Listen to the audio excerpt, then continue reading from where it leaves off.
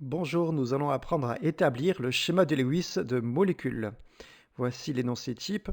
Établir le schéma de Lewis des entités suivantes. Donc on a 6 molécules. Vous pouvez faire l'exercice. Tout d'abord, il faut établir le schéma de Lewis des atomes dont on aura besoin. Pour cela, on va établir la configuration électronique. C'est ce que vous avez appris en seconde. Donc hydrogène, un électron, ça donne un S1. Je vois qu'il y a un électron dans la couche de valence, la couche externe, donc je mets un point. J'ai ici un singulier, c'est-à-dire un électron. Carbone, numéro atomique 6, donc 6 électrons. Je vois que j'ai 4 électrons dans la couche de valence, donc je fais 1, 2, 3, 4 singuliers, 4 électrons dans la couche de valence du carbone.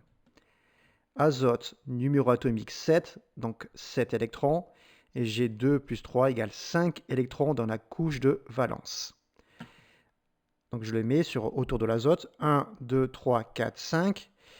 Ici, en haut, j'ai mis 2 électrons. Donc je mets un tiret pour signifier un doublet électronique. Donc sur l'azote, j'ai un doublet électronique et 3 singuliers, 3 électrons seuls. Je termine avec l'oxygène, numéro atomique 8. Et je vois que j'ai 2 plus 4 égale 6 électrons dans la couche de valence. Donc je mets les 6, 1, 2, 3, 4, 5 et le sixième en bas. J'aurais pu le mettre à droite. Donc j'ai 2 doublets électroniques symbolisés par les 2 tirets et 2 singuliers, 2 électrons seuls. Maintenant je peux associer ces atomes pour faire les molécules H2O, H2O, et on va créer des liaisons covalentes. Par exemple, vous voyez ici, l'oxygène et l'hydrogène vont partager leurs électrons pour créer une liaison covalente. Et pareil pour l'autre côté. Ça donne ceci.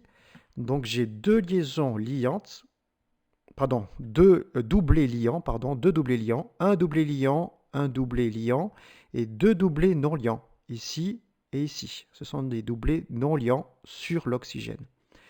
Au passage, je vérifie la règle de l'octet. C'est-à-dire que je vois que l'oxygène, il a 1, 2, 3, 4, 5, 6, 7, 8 électrons autour de lui.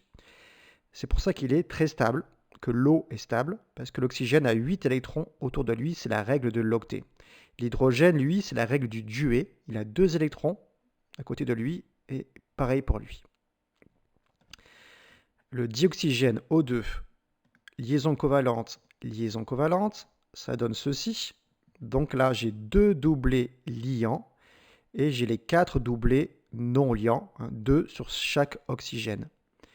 Et pareil, je vois que chaque oxygène respecte la règle de l'octet, 1, 2, 3, 4, 5, 6, 7, 8 électrons.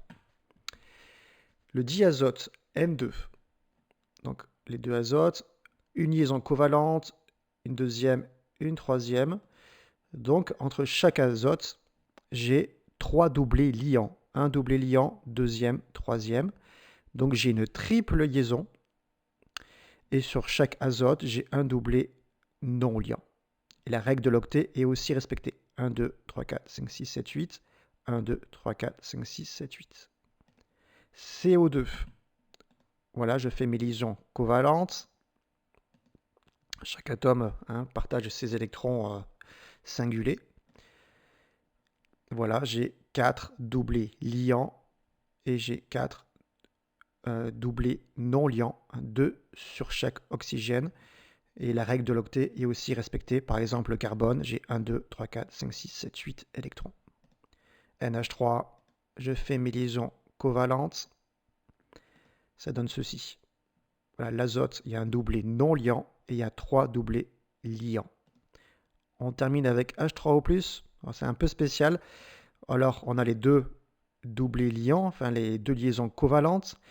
Et ce qui est spécial, c'est que c'est un H+, donc l'ion hydrogène qui n'a aucun électron.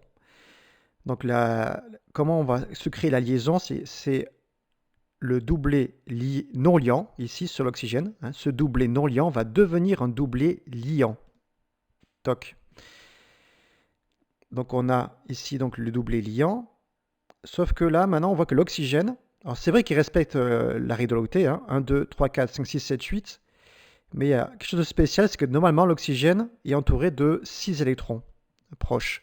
Et là, on en a 1, 2, 3, 4, 5. Vous voyez, je compte qu'un sur les deux. 1, 2, 3, 4, 5 au lieu de 6. C'est pour ça qu'il y a une charge positive sur l'oxygène. C'est pour ça que c'est H3O+, hein, parce qu'il y a une charge positive sur l'oxygène. Voilà, bravo à vous.